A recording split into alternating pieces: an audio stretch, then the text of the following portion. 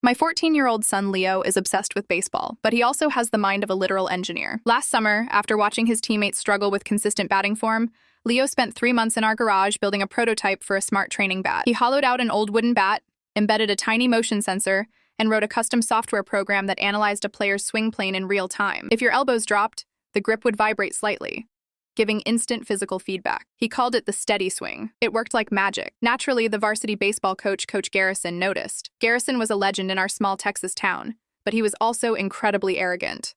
He pulled Leo aside and asked to see the bat. Leo, being a naive kid who worshipped his coach, handed it over and eagerly explained exactly how the sensor tracked the rotational velocity. Garrison took notes, a lot of notes. The next afternoon, the bat was gone from the equipment shed.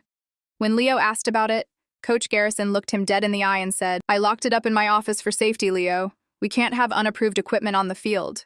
It's a liability issue." Leo trusted his coach. But 3 weeks later, everything blew up. Leo came home, dropped his backpack, and buried his face in his hands. His shoulders were shaking. Without looking up, he slid his phone across the kitchen table. On the screen was a local news segment. Coach Garrison was standing on the high school field, smiling brightly for the cameras.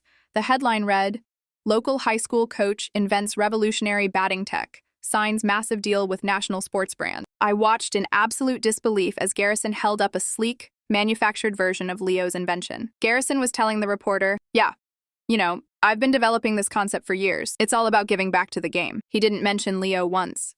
Worse, Garrison had patented the design under his own name and was receiving a massive 6-figure payout, plus royalties, to launch the product nationwide. Leo looked up at me, his eyes red and watery. "He stole it, Mom."